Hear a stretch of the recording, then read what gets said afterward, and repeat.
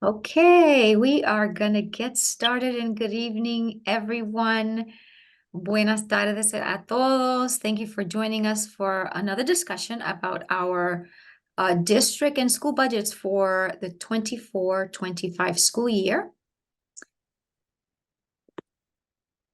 Before we get started, I do want to just give a few instructions in Spanish. So if you can just bear with me for a moment.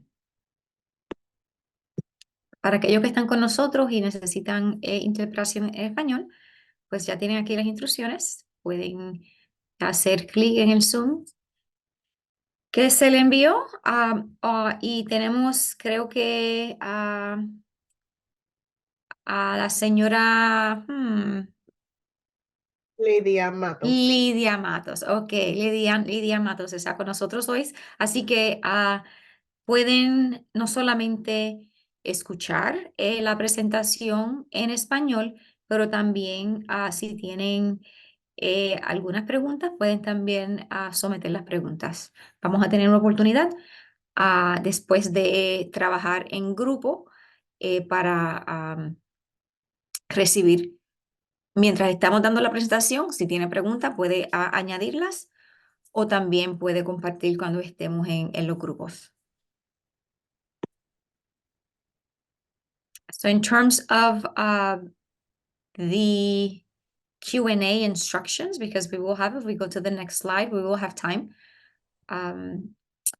for breakout sessions, but we do want to make sure that if you have questions throughout the presentation, please use the chat feature to ask any questions.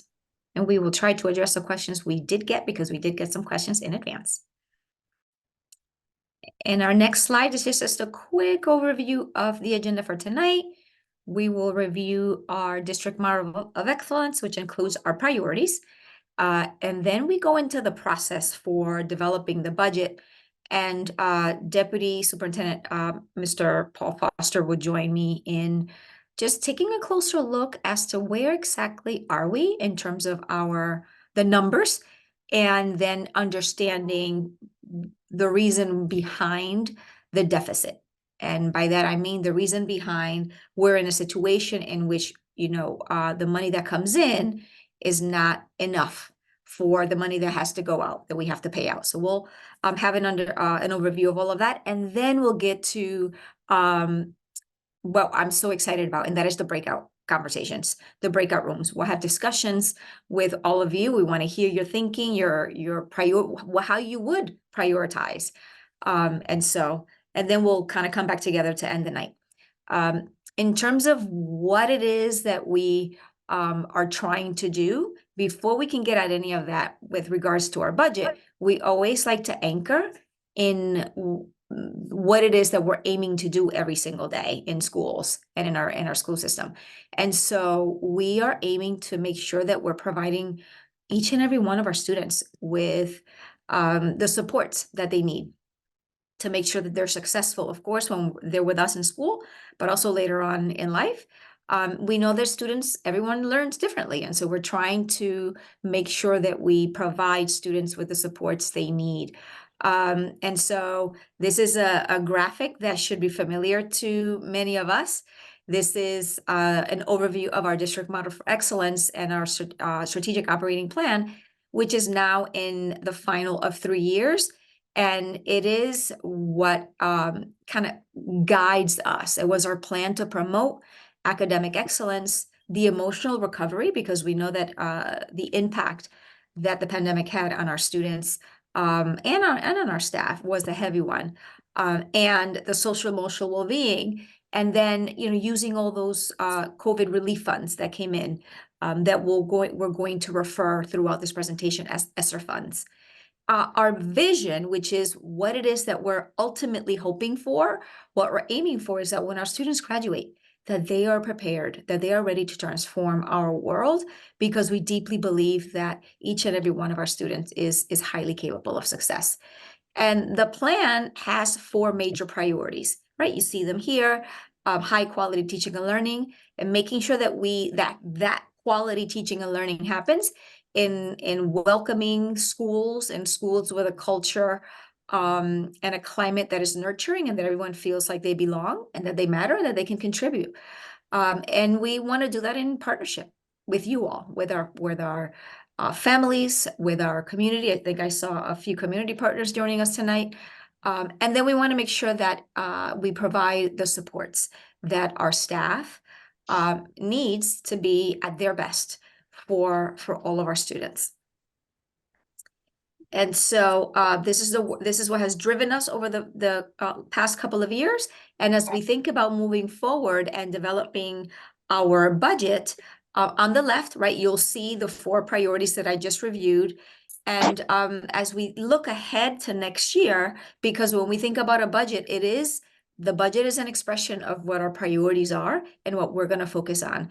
And so we're going to leave priority 4 as You just want me to throw it on? it's gonna be a conversation that we're gonna have tonight, because it's focused on that priority, because we want to make sure that we are being not only effective but efficient, right? That we are so smart with the resources that we have, because the need doesn't decrease. The need that our students have, the support that our educators need, that doesn't go away. What shifts and changes and is less of is the funds that we have to do the work. I do want to note that we've outlined priorities. What we've done is we've prioritized the priorities. That's how we're saying it. You're probably thinking like, that doesn't make any sense. Well, we had to prioritize to a deeper level. And so what we've done there to the right, what you see there, we are saying that these are the things that we are going to really focus on. Not saying that we're going to ignore everything else, but these are the things that are foundational that we need to do next year and to get us stronger for years to come. And that is the instruction that all of our students have access to, which is what is called Tier 1. It's universal instruction. And it starts with early childhood literacy in alignment. Someone is saying, no se escucha en español. Sorry, someone is saying they're not, listen, he can't hear in Spanish. So team, I don't know if you can address that. Thank you. Starting with early childhood literacy, there was legislation that says that every young student has to have access to early literacy in a way that they are going to be successful. And so we are diving into that work. We have new curriculum that we're implementing next year, curriculum that already started this year in grade 6 through 12. So we have to really focus on that. And in order for students to access that instruction, they need to feel a deep connection to school and to their peers and to their teachers and to all the other adults in school. And so this shows up in work that is done when the instruction is more relevant and students feel like they understand the reason why they're learning what they're learning and how it connects to other parts of their lives. And we also see that engagement through our extracurriculars, our athletic opportunities that we have expanded over the years. And we also want the culture and the climate, the experience for our educators, for our staff, to be a good one, that they feel that they're fulfilled, that they're supported, and that they are continuously, constantly growing and doing that in collaboration with their peers. And so we feel that these buckets are the most important as we think about the budget for next year and beyond, right? They promote short-term gains while also making us stronger for years to come, for example, right? When we think about longer-term improvement and achievement, early literacy is like a foundational step that we have to get right. And we have to do that while we have limited financial resources. So we go to the next slide, please. And when we think about the budget, there are 2 ways. There's one way, but it's kind of 2 parts that go together. We're always thinking about our revenue. Revenue is the money, right? The money that comes in, and our expenses, right? The money that has to go out because we have to pay. We have to pay what it costs to educate and provide support for our students. So to create a balanced budget, we need to make sure that our revenue, money that comes in, matches the money that goes out, just like we do at home, right? When we pay our bills. And that is what we're working towards when we develop a budget. We need to ensure that we're only spending the money that is available and that we're using the money on in the smartest way, in the way that we need to use it the most. So the majority of the revenue is the money that comes to us, comes from grants from the city, the state, and the federal government. And throughout the past decades, we've had relatively stagnant revenue. Stagnant means that it hasn't really shifted much. It stayed the same. And despite our costs, right, the expenses going up. And so the revenue remains the same, and we're going to go into those. You're going to get to see some visuals that show that.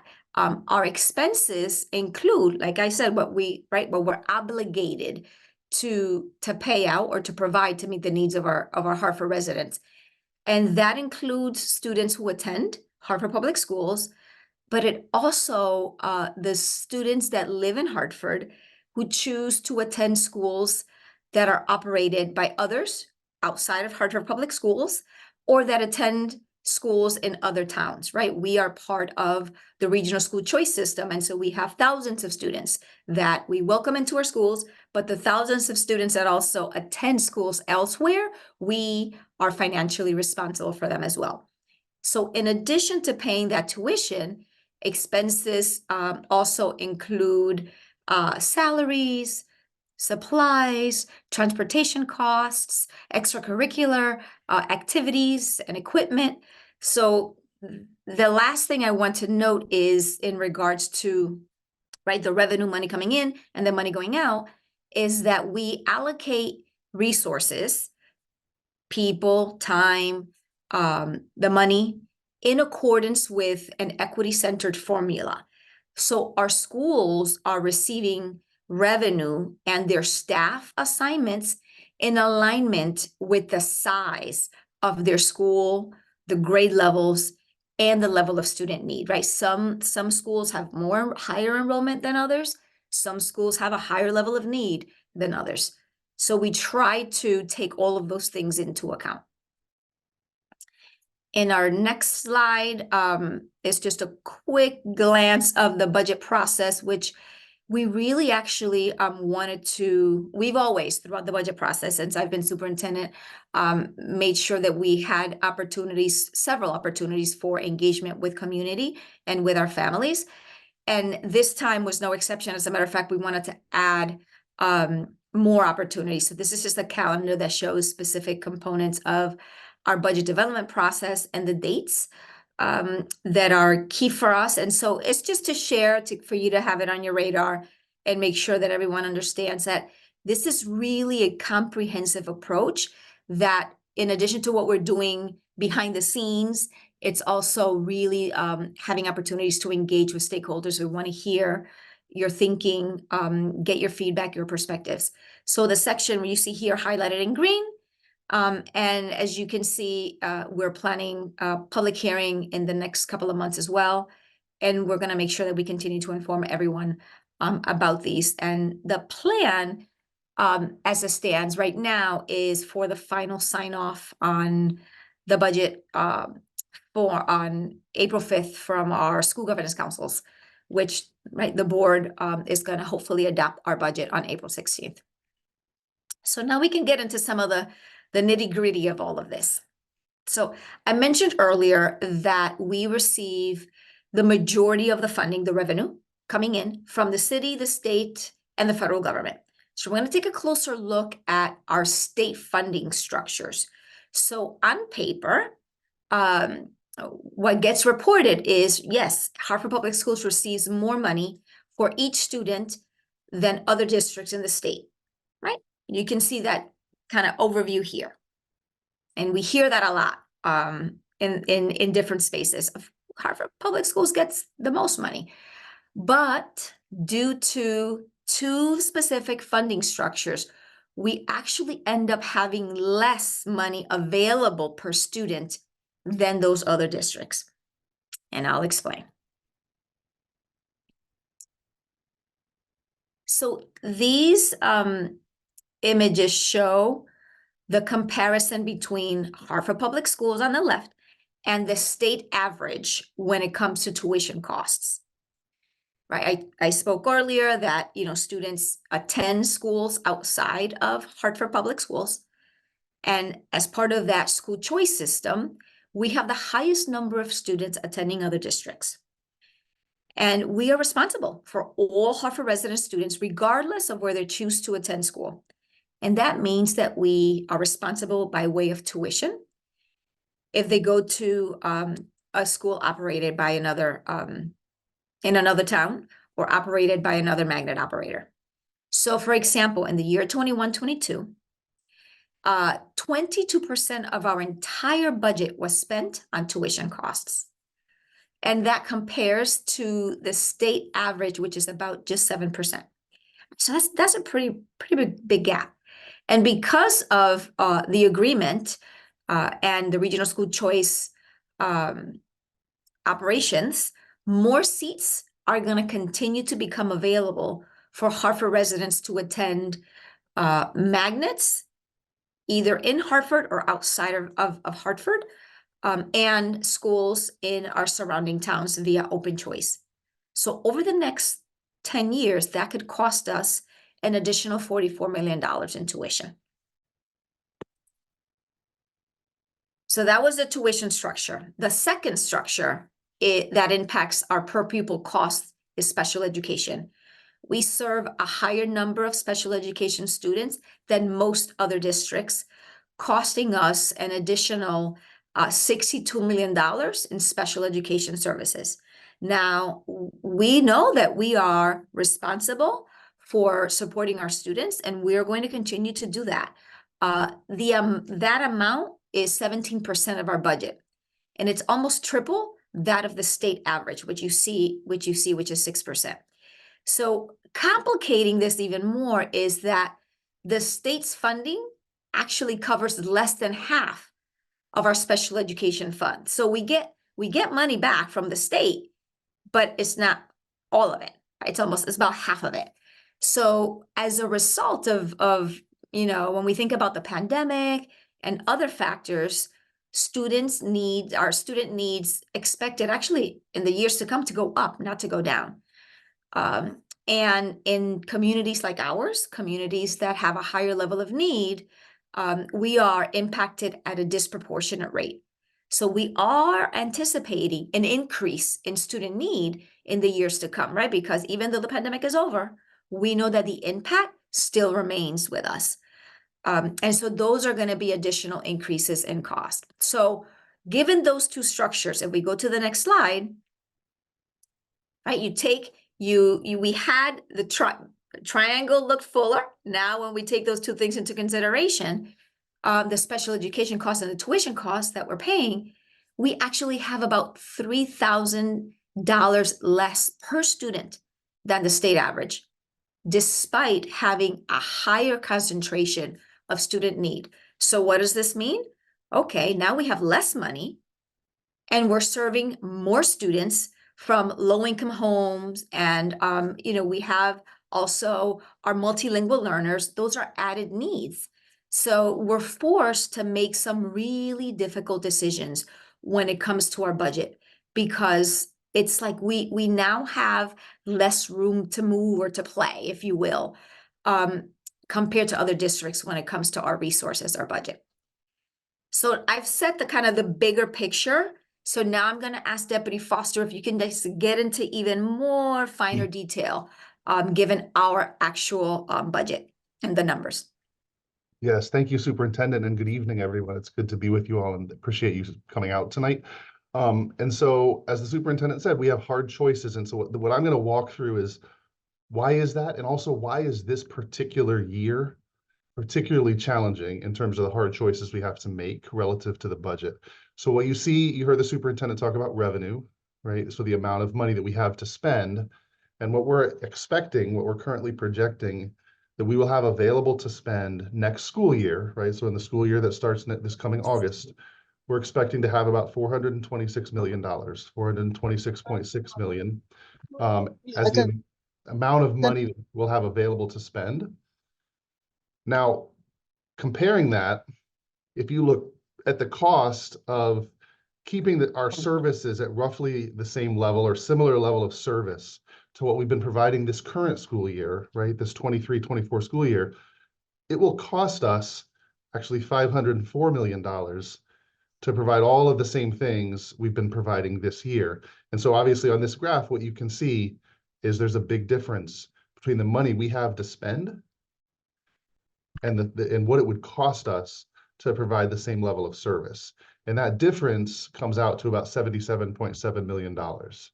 And so that when we talk about building a budget, and the superintendent talked about the process, part of the process of building the budget is figuring out how do we prioritize among many good things to make sure we're doing the things that are most important for our young people with the resources that we have available.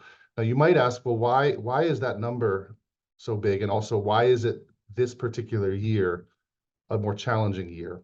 And I'm going to give you a few answers to that. One is we've had access, the superintendent referred to the COVID relief money. So the federal government, when the COVID pandemic happened, allocated a significant amount of money to public schools to support students and support students recovering from learning loss that happened as a result of the pandemic. And so we've had access to that money for several years. And so you can see, as an example, there are services that we've provided in this current school year using that COVID money, that ESSER money, that we want to have access to next year, right? We want to have access to that funding, but you know, we might still want to provide those services. And so that amounts to about $17.5 million.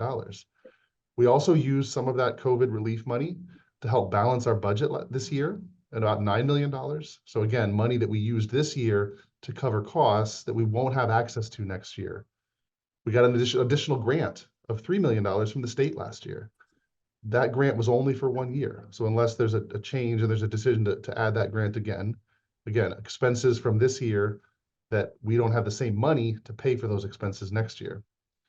We also made some choices in our budget to solve for some of the budget challenges during the year. And then the biggest bucket you see here, right? We all experience this in our daily lives every day, right?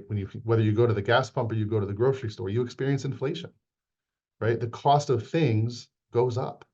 And so that includes for us the salaries of our staff. It includes the price of benefits, whether that be health insurance or other benefits, the price of buses, right? If you think about fuel and what you've paid for fuel over the last couple of years, right? Our bus company, right? They have to put gas in those buses. And so those prices go up. But if our revenue doesn't go up, right, that means we have to solve for it. And so you can see here, we're expecting as much as 25 million in rising costs. What you also see in there is something the superintendent talked about. We're expecting as much as $10 million more in tuition from this year to next year. And so we have to come up with the money for that. And then the other thing we did in this current budget is we assumed that about 6% of our positions would stay vacant, meaning we would have budgeted for certain jobs, certain positions, but wouldn't have actually been able to fill them, right? Because it's been very hard to fill all of our teaching and other staff positions over the last several years as a result of the labor market in the post-pandemic world. We may not be able to make that same assumption next year, right? Because we think we'll be the labor market's changing, we'll be more able to fill all of our positions or most of our positions. So we can't assume that same resource. So at the end of the day, what that means is, again, this issue of to keep the roughly same level of services, we would need $504 million. And what we have available to us is $426 million. And the other thing to note, and the superintendent talked about this as well, a large chunk of that $504 million, we can't really change. We can't really cut it. So the superintendent talked about tuition, right? If our students make choices to go to school somewhere else, we have to pay the tuition. We can't not pay it. Same thing with transportation. Our young people need to get to school, and it costs what it costs. And as I shared a second ago, the price of transportation has gone up because of the inflation that every one of us has experienced in our daily lives. And then you see special education. We need to meet the needs of our students. Utilities, just like at home, we got to pay our gas bill, our water bill, our electric bill. So what that means is we only really can make choices and make cuts and changes with the $282 million of our budget that isn't those things that we can't change. So that with that, the last thing I'm going to say on the how we, why is this the case? And the superintendent said this right at the start, that our revenues have not gone up, but our costs have gone up. And what you see in this graph is our total revenue, the total money we've had to spend over the last 7 years, well, this year, the last 5 years, and then our projection for next year, really. And what you can see is, you see that royal blue in fiscal year 22, 23, and 24, right at the top of the bars. That was that COVID relief money. That was the ESSER money that we received from the federal government to deal with the pandemic and the results of the pandemic. That money goes away after this year. And what you notice is if you took those royal blue bars away, this would be very flat, going all the way back to the 2018, 2019 school year.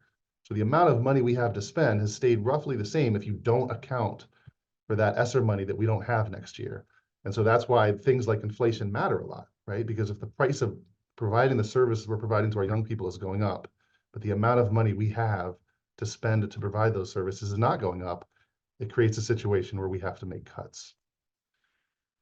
And so this is that bottom line number, which I already shared with you, that what we are trying to, when we think about building this budget, we are trying to think about how do we prioritize and make sure we are focused on the most important things we need to provide to our young people next school year, knowing that we can't do everything we've been doing, right? Like we literally do not have the money to do everything we've always done, or at least not in the way we've always done it. So we are thinking about what is most important. We're also thinking about how do we get creative to do things in new and different ways that are potentially more efficient, or we can do with less dollars. And that really brings us to, well, sorry, one more slide here, which is just to highlight some of what we were able to do with that COVID relief funding. And you can see we were able to add positions. We were able to add lots of positions to schools to support our young people. But we were also able to add things like additional extracurricular programs, extended learning programs, incentives for attendance, 9th grade academies. There's a number of programs that we were able to introduce because of that COVID money. And those are not, we don't want to necessarily not continue all those programs, but that's part of the budget, is how do we decide what we continue? How do we afford that? And so what we really want to do for the bulk of our remaining time, I know there's a few questions in the chat, and we want to take the opportunity to try to answer those clarifying questions, and we'll do that now.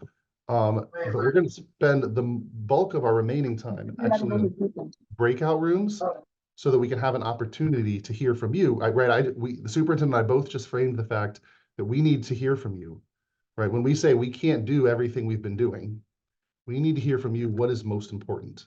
And also what creative ideas you have about how we can do things differently or do more with less.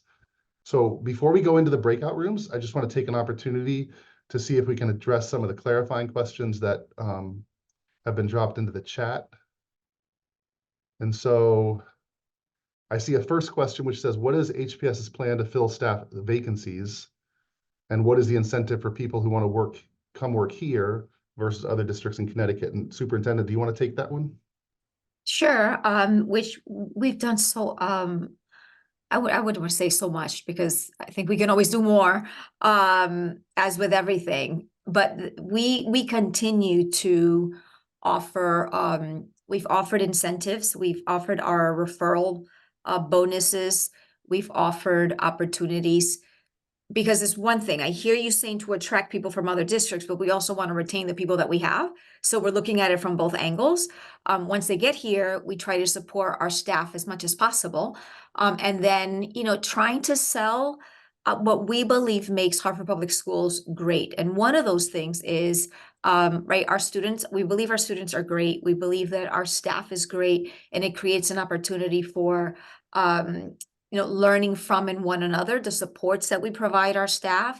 And we also believe in the diversity of our student body and our staff as well. And so we feel that those are some unique elements that we have.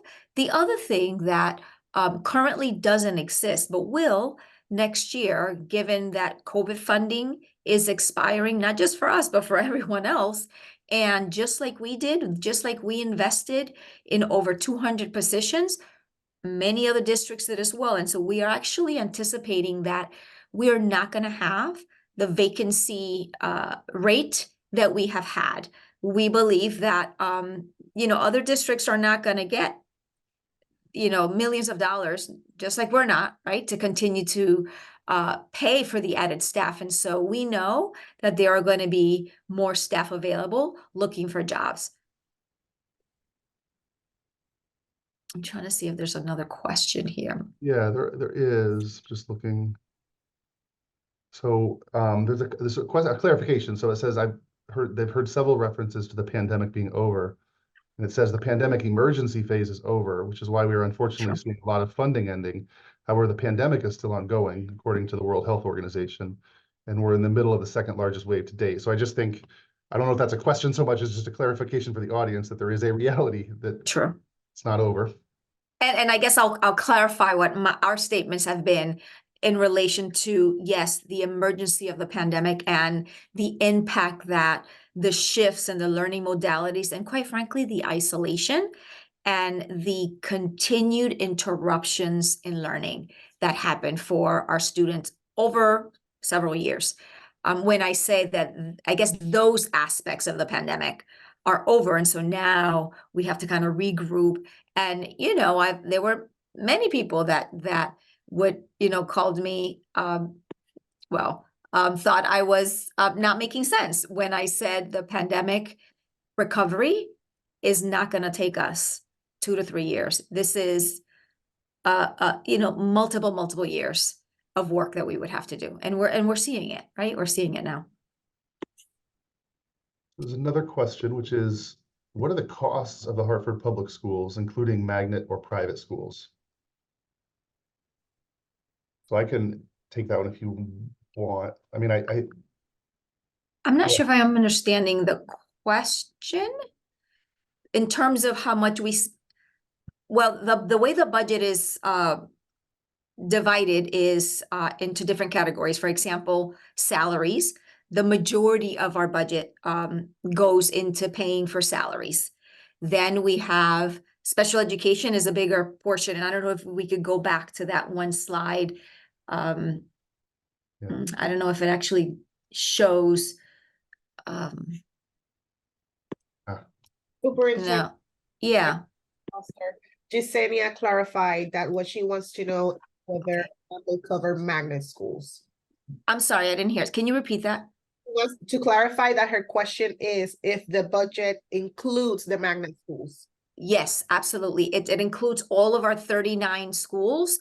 The two we have Hope Academies and our expulsion school as well. So yes, it includes all of them. That's a great question and a clarifier. Thank you. So I believe we've answered all the questions in the chat, but anybody else who's on, feel free to let me know. Deputy Foster, I just wanted, Superintendent already answered these questions in the chat to Yesenia, but I just wanted to bring them up for everybody. So she asked how many students come to Hartford from other districts, and Superintendent said 4,000 students. And her other question was, does special ed cover behavior issues or, students that present with behaviors? Or do they exclude that student because they are smart or they have good grades, right? Even though they have behavior issues. And Superintendent did answer that as long as the student qualifies, we, special ed will cover those categories. Just wanted to bring that up for everybody. Thank you. So I'm going to move us forward because we really want to have an opportunity to hear from you all.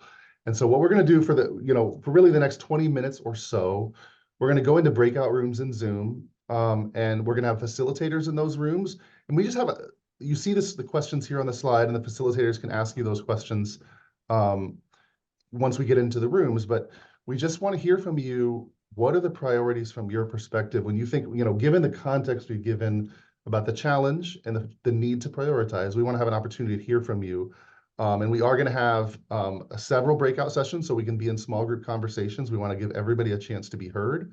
We will also have one breakout opportunity that will be in the Spanish language, and Viviana will give us some directions on that in a moment. But before we go into the breakout rooms, I just want to give an opportunity for all of our facilitators on to just wave and give you their name and who they are. so that you know when you get into your breakout room, who is going to be facilitating and supporting the conversation. And we will be taking notes on what you're sharing with us, because this will become important feedback for us as we develop the budget. And so I'm going to start with Hannah. Hannah, if you can just say hello, and then we'll introduce all our facilitators. Hi, everyone. Good evening. Okay. And then Connie. Good evening, everyone. Connie Ratley, Chief Academic Officer. Thank you, Connie. Suzanne. Hi, everyone. I'm Suzanne Palmieri, and I'm your Assistant Director of Strategic Initiatives. Thank you. And Julia. Hi, everyone. I'm Julia. I'm the Assistant Director of Communications and Marketing. Thank you. And Corinne.